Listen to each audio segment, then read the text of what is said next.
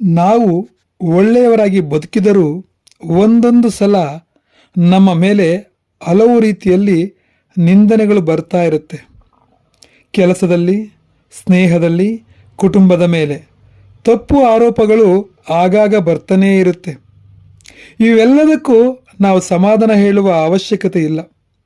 ಆರೋಪಗಳು ಬಂದಾಗ ನಾವು ತಪ್ಪು ಮಾಡಿದ್ದೀವ ಅನ್ನೋದು ಯೋಚಿಸಬೇಕು. ತಪ್ಪು ಮಾಡಿದ್ದರೆ ಅದನ್ನು ಒಪ್ಕೋಬೇಕು. ಎಲ್ಲರ ಮುಂದೆ ತಪ್ಪು ಒಪ್ಕೊಳ್ಳೋದಕ್ಕೆ ಆಗಲಿಲ್ಲ ಅಂದಾಗ ದೇವರ ಮುಂದೆ ಕುಳಿತು ನಾವು ಮಾಡಿದ ತಪ್ಪನ್ನು ಒಪ್ಕೋಬೇಕು. ನೀವು ತಪ್ಪೇ ಮಾಡಿಲ್ವಾ ಮತ್ತೆ ಬಿಟ್ಟಾಕಿ, ತಲೆ ಕೆಡಿಸ್ಕೋಬೇಡಿ. ನಾಯಿ ನಮ್ಮನ್ನು ನೋಡಿ ಬೊಗಳಿದಾಗ ನಾವು ವಾಪಸ್ಸು ಬಗಳಲ್ಲ. ನಾಯಿ ಕಚ್ಚುತ್ತೆ ಅನ್ನೋ ಭಯದಲ್ಲಿ ಸೈಡ್ಗೆ ಹೋಗ್ತೀವಿ. ಹಾಗೆ ಕೆಟ್ಟ ವ್ಯಕ್ತಿಗಳು ನಮ್ಮನ್ನು ಏನೋ ಅಂದರು ಅಂತ ಅದ್ರ ಬಗ್ಗೆ ತಲೆ ಕೆಡಿಸ್ಕೋಬಾರ್ದು. ಅವರಿಗೆ ಸಮಾಧಾನ ಹೇಳುವ ಅವಶ್ಯಕತೆಯೂ ಇಲ್ಲ. ನಮ್ಮ ಮೌನದಿಂದಲೇ ಅವರ ಬಾಯಿನ ಮುಚ್ಚಿಸಬಹುದು.